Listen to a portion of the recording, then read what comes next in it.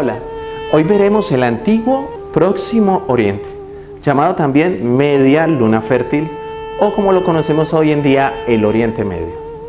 Vamos a ver cómo distintas culturas, de una manera transversal, aportaron su granito de arena a conformar ese pueblo de Israel. Recordemos que Israel, el pueblo elegido por Dios hace miles de años, no fue un pueblo surgido de una sola raza, de una sola cultura. Es la entremezcla social, económica, religiosa y hasta bélica de combates y guerras constantes que fueron poco a poco y a través de los babilonios, a través de Egipto, a través de distintas culturas, los sumerios, que fueron aportando ese granito para ir dándole cuerpo y vida a lo que más adelante conoceríamos y conocemos como Israel, la cuna del cristianismo. Veamos y escuchemos pues lo que tenemos en este corto mensaje.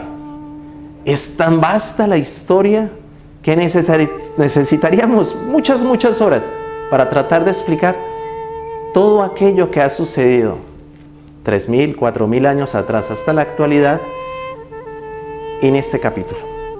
Pero les vamos a dejar también unas etiquetas aquí en el video. Al finalizar, en los puntos medios, vas a encontrar unas etiquetas donde podrás a través de otros videos apoyarte, soportarte para conocer esta hermosa historia.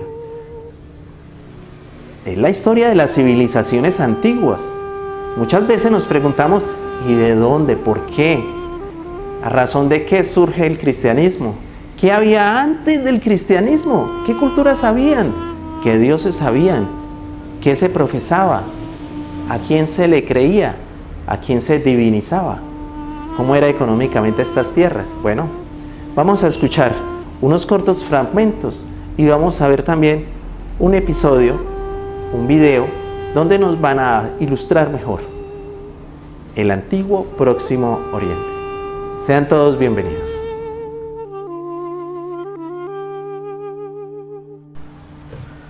El creciente fértil y el nacimiento de la civilización. La historia del pueblo que produjo la Biblia no puede narrarse sin tomar en cuenta la historia mayor de la familia humana. Esto es especialmente el caso respecto a la historia de una de las redes culturales más importantes de esa familia, conocido comúnmente como la civilización occidental. El ambiente de la historia es lo que se conoce hoy como el Medio Oriente. En este contexto denominado generalmente por los estudiosos como el antiguo Próximo Oriente. Esta región incluye las masas de tierra que se hallan agrupadas en el extremo oriental de la cuenca mediterránea, principalmente Asia Occidental y el nordeste de África. Una imagen de satélite de la región revela su carácter árido y desierto, salvo un arco de tierra verde y algo fértil. Este arco de tierra verde y algo fértil comienza en la boca de los ríos Tigris y Éufrates, donde estos se desembocan en el Golfo Pérsico en el oriente. Se extiende al norte a lo largo de los valles de esos ríos, arqueando al occidente hacia el Mediterráneo, y de allí da un viraje al sur a través de Siria y Palestina, proyectándose hasta el delta del río Nilo en Egipto.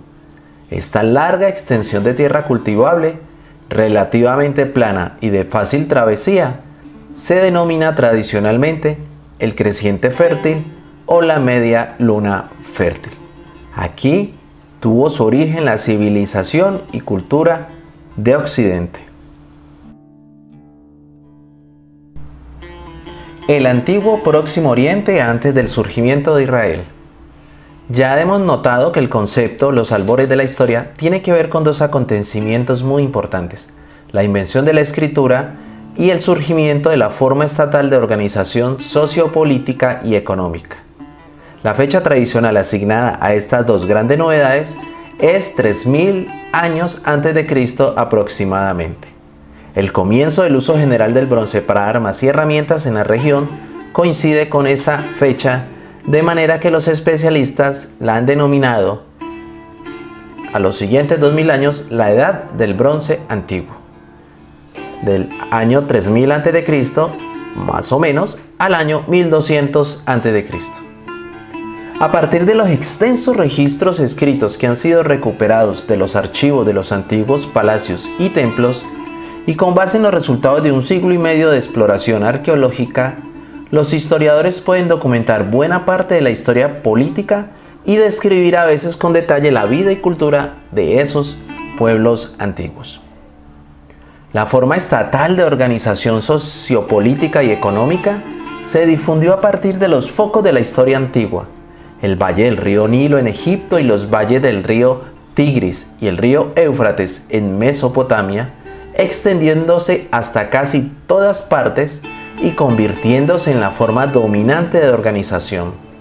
Pronto cada región independiente, inclusive la más pequeña, contaba con su propio rey, burocracia y ejército. La reconstrucción de los acontecimientos políticos de este mundo antiguo, basada en documentos oficiales de las actividades del palacio y el templo, presenta un cuadro a veces confuso de guerras, de conquista, cambios de régimen y el surgimiento y caída de imperios. Usando la imaginación para una perspectiva desde abajo, se puede evocar una situación aún más compleja de lucha y confrontación, no solo de la élite y los poderosos, sino entre grupos de distintos trasfondos económicos, lingüísticos y étnicos. La historia, entre comillas, oficial, necesita completarse con datos sociales, económicos, religiosos y culturales. En general, parece que un núcleo común de cultura intelectual y material continuó a través de la historia de los importantes centros de Egipto y Mesopotamia. Ambos influyeron notablemente en los acontecimientos de las regiones intermedias de Siria y Palestina. Es de gran interés que el único documento que logró sobrevivir la época antigua, el cual ha tenido una influencia profunda en el carácter y forma del mundo occidental, provenga de ese sector intermedio, las escrituras hebreas. Gran parte de estos escritos representa historia oficial, en el sentido que su forma final fue definida por los grupos dominantes, primero dentro de Israel y luego entre el pueblo judío. Sin embargo, preservan, por ejemplo, en los relatos de las madres y los padres de Israel, las memorias y tradiciones de los excluidos, los marginados, que eran de poca importancia a los ojos de los que escribieron la verdadera historia de la época. Israel aparece al final de la edad del bronce reciente, coincidiendo con el comienzo del uso amplio del hierro alrededor del año 1200 a.C. El pueblo de Israel llegó tarde al escenario de la historia, bien entrada en la segunda mitad de la historia del mundo antiguo. Alrededor del antiguo Próximo Oriente se habían levantado culturas, las cuales se habían desarrollado hasta su expresión clásica, y en algunos casos ya se habían decaído y desaparecido cuando Israel apareció en el escenario. Sin embargo, antes de enfocar al pueblo de Israel, que será el tema de próximo estudio y de análisis, debemos armar una especie de palco o ventana mirando brevemente la historia política en los centros más importantes de Egipto, Mesopotamia y Palestina, tal como los historiadores la reconstruyeron a partir de restos arqueológicos y literarios. Egipto. El aislamiento geográfico de Egipto, rodeado en 3 lados por el desierto y en el cuarto por el mar, fomentó un desarrollo político y cultural relativamente continuo en comparación con los demás centros. Hasta el día de hoy, Egipto se compone de 2 áreas distintas: la región del delta del río Nilo o el Bajo Egipto en el norte y el Valle del Nilo en el sur, el Alto Egipto. A fines del cuarto milenio a.C., Egipto completó un proceso de unificación y 2 reinos emergieron. Más tarde, a principios del periodo histórico, aparecieron los primeros reyes o faraones que pretendían gobernar un Egipto unido. El faraón Narmer, por ejemplo, usa en sus retratos una doble corona, la blanca que representa el sur y la roja representa el norte, el delta o el Bajo Egipto. Miremos a continuación en esta gráfica algunos detalles cronológicos en el proceso de las distintas dinastías faraónicas.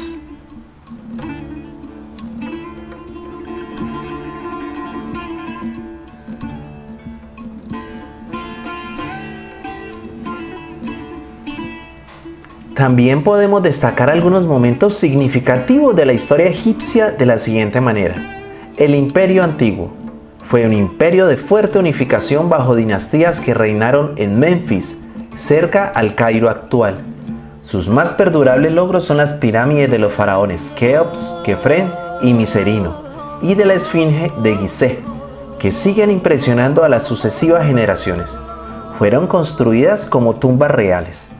Por esta época los egipcios ya explotaban las minas de turquesa o de otras piedras o metales en la península sinaítica, Biblos, en la costa de Siria, cerca a la actual Sidón. Ya era un importante puerto comercial de influencia egipcia. El primer periodo intermedio fue una época de anarquía protagonizada por señores feudales que se rebelaron contra el poder centralizador de los faraones, hasta que un príncipe de Tebas logró unificar nuevamente todo el país, dando lugar al Imperio Medio. Este imperio, caracterizado por el creciente influjo egipcio en las regiones vecinas, Libia al oeste, Sudán al sur, Palestina y Siria al nororiente, es una época de intensa actividad literaria, artística y arquitectónica. Los asiáticos, es decir, los pueblos seminómadas de Siria, Palestina, se sienten atraídos por las posibilidades del país fecundo y rico. El segundo periodo intermedio fue protagonizado precisamente por invasores asiáticos. Los Hyksos, reyes, pastores, según la interpretación egipcia, reyes extranjeros, que impusieron su poder en Egipto, gobernando desde Avaris, ciudad construida por ellos mismos al este del delta del Nilo. La cultura egipcia para estos momentos sufre una especie de estancamiento. Se trata en todo caso de un periodo de infausta memoria para los egipcios. Fue durante este periodo cuando los remotos antepasados de los israelitas se establecieron en Egipto. Esta es la época del gran administrador José. Para eso podemos confrontar Génesis 37, versículo 50. Los historiadores no consideran del todo verdadera esta presencia, pero no descartan del todo la sospecha. El Imperio Nuevo es quizá la época más esplendorosa de la historia del antiguo Egipto. Las actividades literarias, artísticas y arquitectónicas, abandonadas durante la dominación de los Hyksos, vuelven a florecer. Los ejércitos imperiales egipcios se pasean victoriosos por el Medio Oriente hasta el Éufrates. El único rival digno de tenerse en cuenta, el imperio hitita, pacta una alianza después de probar la fuerza de los faraones.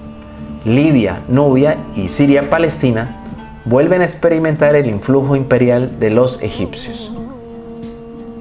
El faraón Amenofis, 1374-1347 a.C., protagoniza una verdadera revolución cultural al tratar de imponer el culto de un dios único, monoteísta, el dios solar llamado Atón, cambiando su propio nombre dinástico por el de Ajenatón y trasladando la capital a una nueva ciudad fundada por él, Ajetatón, a 300 kilómetros al norte de Tebas, en la actual Tel el Amarna, entre cuyas ruinas se han encontrado numerosos documentos de la época y de la extraordinaria aventura de ese faraón monoteísta.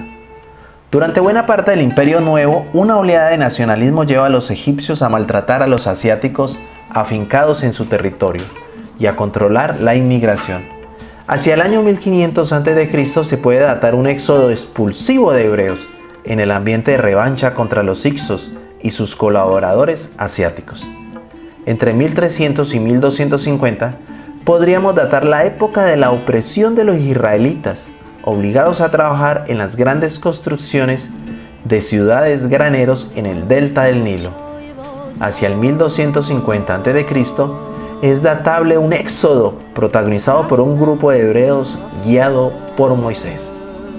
Lo que se sigue en la historia de Egipto es una larguísima decadencia de casi un milenio de años con chispazos de revitalización, hasta que en la época del Imperio Romano la civilización egipcia desaparezca definitivamente, sepultada primero por la cultura cristiano-bizantina y luego por el Islam.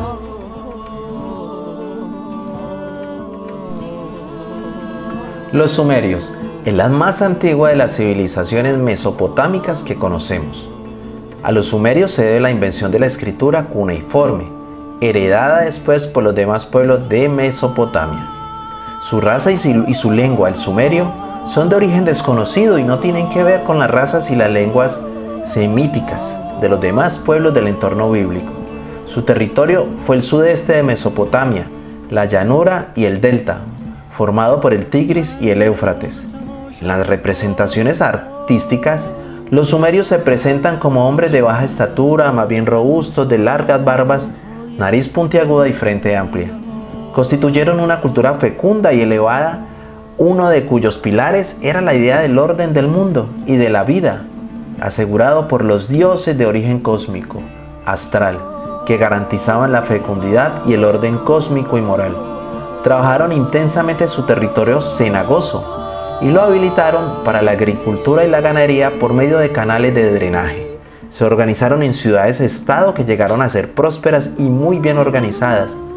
Como la piedra era escasa en el país, inventaron el adobe de barro mezclado con paja y con ellos construyeron sus casas, palacios, murallas y sus grandes templos, cuyas torres escalonadas llamadas zigurats son el elemento más característico de su arquitectura. Entre paréntesis, Torre de Babel. Su historia se desarrolla entre el 4000 y el 3000 a.C., cuando formaron un conjunto de ciudades-estado gobernadas por sacerdotes reyes. Un centro sagrado, el del dios Enlil, en la ciudad de Nippur, hoy Nifer, a 150 kilómetros del sudeste de Bagdad, hacía las veces de capital, pero el poder oscilaba entre una ciudad y otra, la que por la fuerza y el prestigio lograra dominar a las otras. Además de Nippur, debemos citar a Ur y a Uruk, ambas sobre el Éufrates. Las dos son mencionadas en la Biblia, Ur como lugar de origen de la familia del patriarca Abraham. Génesis 11, capítulo 28-31, capítulo 15, versículo 7, y Uruk, Génesis capítulo 10, versículo 10. Las rivalidades entre las distintas ciudades no permitieron la creación de un estado unitario, ni de un imperio como los que vendrían después. Así los sumerios fueron avasallados por los acadios, que asimilaron su cultura y la extendieron todavía más, de modo que en Mesopotamia todas las civilizaciones tienen su fundamento en ella, habiéndose conservado el sumerio como lengua sagrada, aún después de la total desaparición del pueblo que la hablaba. A los sumerios debemos remontar las dos grandes epopeyas mitológicas de la creación, el Enuma Elish y del diluvio, el poema de Gilgamesh, conservadas en versiones más tardías, a través de las cuales conocemos la mitología de este pueblo extraordinario y que vendrían a inmortalizarse en la Biblia, al influir segura y decididamente en los redactores de los dos relatos bíblicos de la creación, Génesis 1:2 y del diluvio, Génesis 6:8.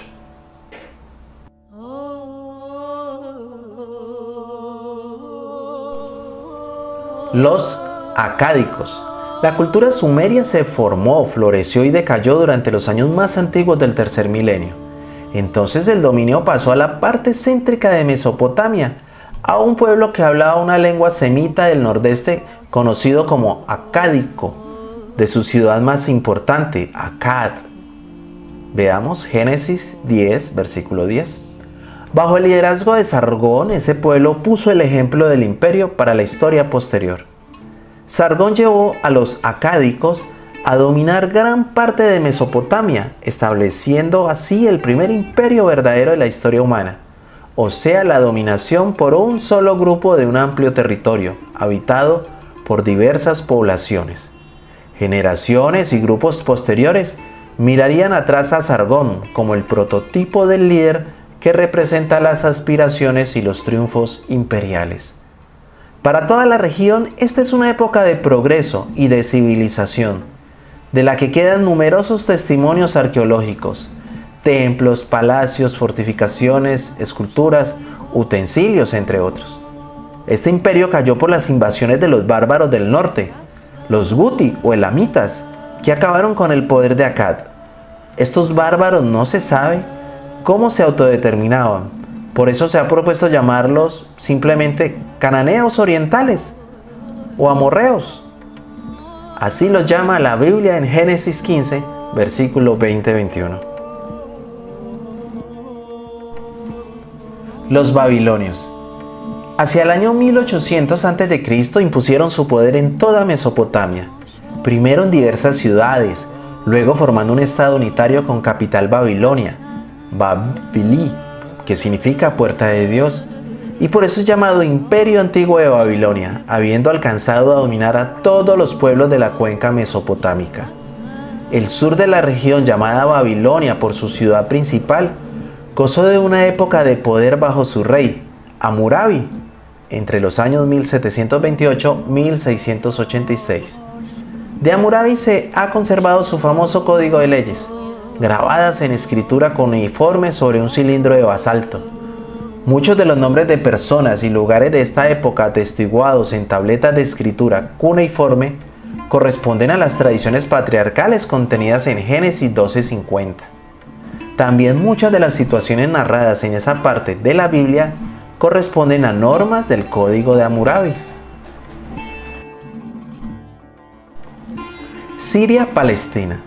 Palestina es la parte que queda en el sur de la región que se denominaba en la época antigua Canaán.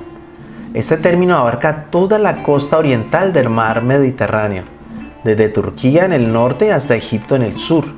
La región que actualmente incluye el norte o zona costera de Siria, el Líbano y el Estado moderno de Israel, incluyendo los territorios ocupados. Esta gran Canaán nunca estuvo unificada políticamente durante el tercer milenio, ni tampoco en el segundo, si bien tenía unidad efectiva en las áreas lingüísticas y culturales. El cuadro de la vida y cultura cananea ha sido rellenado por la arqueología y los textos de la antigua Ugarit, especialmente en lo que se refiere al segundo milenio. Esta ciudad, un puerto e importante centro comercial en la costa de Siria, fue descubierta en 1928. Gran número de textos han sido allí encontrados, y muchos de ellos fueron escritos en una forma norteña de la lengua cananea, bastante similar al hebreo bíblico. Además de muchos registros comerciales y diplomáticos, estas tablillas contienen mitos, epopeyas y ritos religiosos que proporcionan nuevas percepciones del trasfondo de mucho del lenguaje religioso, estilo poético y conceptualización del mundo, de los cuales provienen también las escrituras hebreas. La antigua Ugarit fue una de las más grandes entre veintenas de pequeñas ciudades-estados o reinos en los que Canaán se dividió durante los 2000 años de la Edad de Bronce. El pueblo en general fue semita, según atestiguaban los nombres de los lugares. Siguió una pequeña escala el modelo estatal de organización socioeconómica y política iniciado por los grandes centros de los valles. Debido a su posición estratégica sobre las importantes rutas comerciales que comunicaban los apartados rincones del mundo antiguo, ese pueblo se empeñó en el comercio. Sin embargo, durante la mayor parte del segundo milenio, esta región era gobernada o dominada por Egipto, su poderoso vecino en el sur. Bueno, hemos escuchado unos fragmentos de audio donde se nos habla precisamente de esas pequeñas historias de grandes culturas, Babilonia, Egipto, los sumerios y otras. Ahora vamos a ver un video corto donde de una manera muy gráfica nos van a ilustrar estas historias y el presente del antiguo Próximo Oriente, o de lo que llamamos Media Luna Fértil o Oriente Medio. Vamos a verlo, acompáñenme. Siria está aquí, a 8 horas de avión de España. Es la mitad de grande y su población se concentra aquí. ¿Por qué? Porque toda esta zona es un enorme desierto, pero un desierto muy importante. Tiene 1/3 de las reservas de petróleo del mundo y también de gas natural. Según algunos, el nuevo petróleo. Para sacarlo de aquí y llevarlo a Europa, hay que rodear toda esta península y salir por el canal de Suez. Como te puedes imaginar, aquí te cobran. Pero hay otra manera más fácil, la línea recta. El que controle estas tuberías las puede abrir y cerrar, como un grifo. Si no pagas, no hay petróleo, ni gas. Esta región es increíble. La civilización en el planeta empieza en 3 sitios y este es uno de ellos. Mesopotamia, aquí. Sumer, que te sonará menos, pero es donde empieza todo, aquí también. ¿Recuerdas la Torre de Babel de la Biblia? La hicieron estos tíos. Egipto, aquí. Siempre ha sido un punto de contacto entre Oriente y Occidente, dando a Asia salida al Mediterráneo. Quizá por eso aquí nacen las principales religiones monoteístas, el judaísmo, el cristianismo y el islam. El islam es el último que llega y de hecho acoge a las 2 anteriores. Adán, Noé, Moisés, Jesucristo son considerados profetas islámicos. Bueno, al grano. Como la zona es brutal, todos han querido controlarla y siempre ha estado dentro de algún imperio. Los persas, los griegos, los romanos. El imperio romano termina partiéndose en 2 y finalmente solo sobrevive este. Ahora es cuando la última religión monoteísta, el islam, construye su propio imperio. ¿Te acuerdas de las cruzadas? Bueno, pues son los europeos cristianos intentando recuperar esta zona de la que estamos hablando. Los últimos en llegar son los turcos, que ojo, no vienen de Turquía, sino de muy lejos en Asia, junto con Gengis Khan. Lo conquistan todo y fundan el Imperio Otomano. El Imperio Otomano se queda ahí hasta la Primera Guerra Mundial. 600 años. Cuando acaba la Primera Guerra Mundial, aparecen pequeños países donde antes estaba el Imperio Otomano. Y por primera vez vemos a Siria en un mapa. Hasta ahora la habíamos dibujado para no perdernos. ¿Y quién se inventa estos países? Bueno, lo que te voy a contar es alto secreto. O lo era en 1916. Este súper secreto se llama Acuerdo de Sykes-Picot. Los franceses y los ingleses no podían derrotar solos al Imperio Otomano. Solo podían si les apoyaba la gente que vivía dentro. En su mayoría árabes. ¿Cómo se los ganaron? Pues les prometieron la Gran Arabia, un país solo para ellos. El único problema es que era un timo. Antes de seguir, recuerda una cosa. Los árabes son un pueblo, pero no una religión. O sea, un árabe puede ser musulmán, puede ser cristiano, y antes del Islam parece que hubo tribus árabes con tradiciones judías. Bueno, pues a los árabes no les dieron ese único país que les habían prometido. En su lugar, franceses y británicos crearon muchos países pequeños. Estos países, obviamente, no eran países de verdad, sino zonas bajo su control, con gobernantes puestos por ellos. Durante este tiempo hacen lo que quieren con la zona. Recuerda que hay petróleo. Siria, aunque no tiene grandes reservas, tiene fácil salida al mar. Y Francia, que es la que se ha quedado con Siria, se lo da a compañías extranjeras. Después de la Segunda Guerra Mundial, los europeos se van. En el caso de Siria, son echados a patadas. Pero antes de irse, crean otro estado, Israel. No es el momento de hablar de ello, pero es un estado muy polémico que sus vecinos no reconocen. La prueba es que nada más irse los británicos, todos estos estados lo atacan. La zona, a partir de ahora, va a ser una bomba de relojería. Y mientras, ¿qué pasa en Siria? Bueno, pues no es muy estable. Tiene golpes de estado constantes. En esa época, aparece en Siria una ideología que se hace con el control y se expande por el mundo árabe, el Ba'ath. Esta ideología mezcla el antiguo sueño de una sola nación árabe con ideas socialistas. Y algo muy importante, es laica, o sea que no es religiosa. Siria se llega a unir con Egipto, un país con el que no tiene frontera. Pero no es algo raro, muchos de estos países intentan hacerlo también. Como recordarás, a esta gente se le había prometido un solo país y las ganas las seguían teniendo. Pero la unión falla. En este tiempo, Egipto les convence para nacionalizar el petróleo. En Siria, Al-Assad, el padre del Assad de ahora, se convierte en jefe del estado Ba'ath. En Irak, también Ba'ath, comienza a ganar fuerza Saddam Hussein. Las diferencias entre ambos países dividen a los partidos Ba'ath de otros países en pro-Siria o pro-Irak. Ahora ocurre la Guerra Fría. El mundo se divide en 2. O eres de Estados Unidos o de la Unión Soviética. Son años muy movidos en los que se pegan constantemente con Israel, invaden su vecino Líbano y comienza una oposición islamista al régimen Ba'ath de Assad. Los hermanos musulmanes. Vale, volvamos atrás un momento. Recuerdas que la mayoría de árabes eran musulmanes, ¿verdad? Bueno, pues dentro de los musulmanes hay 2 ramas fundamentales. Suníes, la mayoría, y chiíes. En el caso de Siria, a pesar de ser un estado laico, los gobernantes como Assad y los jefes militares eran chiíes, los cuales representan menos del 13%. En cambio, casi el 70% de la población es suní. Un dato curioso es que los cristianos son casi el 10%. Que los chiíes controlen el gobierno y ejército mosquea a la población suní. y ese sentimiento es aprovechado por los hermanos musulmanes, islamistas radicales suníes. Estos toman las armas en la ciudad de Hama, en contra del gobierno, y Assad acaba con la revuelta a costa de matar miles de civiles y encarcelar a mucha gente. En el año 2000, Assad padre muere, y le sucede Assad hijo. Ante las presiones, libera a muchos presos, trae internet y esperanzas de cambio. Hay un periodo de gran debate político y aparece la oposición. También vuelven los hermanos musulmanes. Los siguientes años son difíciles. Arrestan a la oposición. Y Bush incluye Siria en el eje del mal, y esto la aísla. Está mal visto negociar con Siria. Los kurdos, un pueblo que vive repartido por varios países de la zona, comienzan a protestar también. Hay represión y muertos. En 2011, te sonará esto, ocurre la Primavera Árabe. ¿Qué es esto? Bueno, es una protesta que se va propagando por todos los países árabes pidiendo más democracia. Como ves, el mundo árabe, a pesar de estar dividido en países, tiene tendencias generales.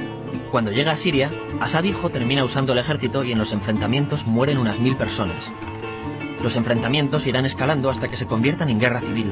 No hay un momento exacto de inicio. Lo importante es que hoy en día hay numerosas facciones en juego. Vamos a verlas.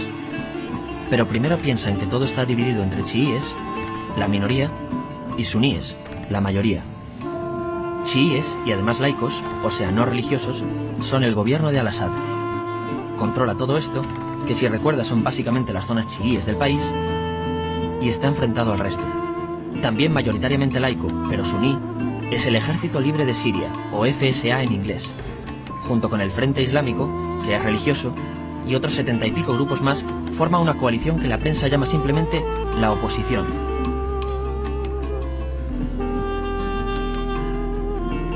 También suníes e islamistas, pero radicales, son Al-Nusra, llamados Al-Qaeda en Siria porque son básicamente eso, Al-Qaeda en Siria. Otros islamistas radicales son el ISIS o Estado Islámico. Salen de Al-Qaeda en Irak, controlan la mayor parte de Siria e Irak y se han hecho famosos por sus atrocidades. Su objetivo teórico impacta a muchos. Es un Estado Islámico a lo largo de Asia, África y Levante. Aunque a ti ya te suena, ¿verdad? En naranja tenemos al pueblo kurdo, que recordarás porque el presidente Al-Assad lo reprimió, al igual que gobiernos de países próximos también lo hacen. Ahora controlan militarmente esta zona. Antes de terminar, repasemos los apoyos internacionales a fecha de octubre de 2015. Las fuerzas de Al-Assad son apoyadas por Rusia, que ya tenía base militar en el país antes del conflicto, Irán y China. Todos son países de lo que Europa llama Oriente. En contra de Assad, apoyando a la llamada oposición, luchan Estados Unidos, Turquía, Francia, Gran Bretaña y Arabia Saudí. Podemos terminar con algunas conclusiones. Te advierto que esto ya es pura opinión. Si recapitulamos, vemos que la región es estratégica. Por su situación privilegiada, todos la quieren. Siria siempre ha estado bajo el paraguas de grandes imperios. Piensa que hace 100 años la actual Francia era Francia. Gran Bretaña era Gran Bretaña. Pero es que hace 200 también, y hace 300 también, y hace 400 también. En cambio, Siria solo es Siria desde hace menos de 100 años, y solo se gobierna a sí misma desde hace poco más de 50. Además, jamás decidieron sus fronteras, se las impusieron. Europa dividió Oriente Medio a su antojo para controlarlo, diseñando países sin tener en cuenta su población. Muchos historiadores dicen que todo pueblo tiene la necesidad de manejar su propio destino, pero estos ingredientes que hemos visto juegan en contra de proyectos como la Siria Ba'ath, que encima usa la represión para mantenerse. En última instancia, lo que producen es una guerra civil. En este contexto no es extraño que aparezcan actores que se alimenten de la desesperación, el sentimiento suní de opresión y la visión de Occidente como invasor. ISIS usa la identidad árabe y la mitología de antiguos imperios. Cuando quieras entender el presente, pregúntate, ¿y el pasado?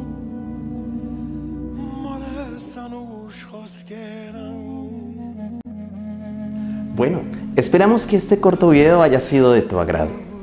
Por eso hemos dejado algunas etiquetas en el transcurrir de estos minutos que te van a redireccionar a otros videos que también vas a encontrar en esta plataforma de YouTube, para que visualices, para que conozcas más a fondo todos aquellos aspectos culturales, sociales, económicos, religiosos que fueron conformando la cuna del cristianismo.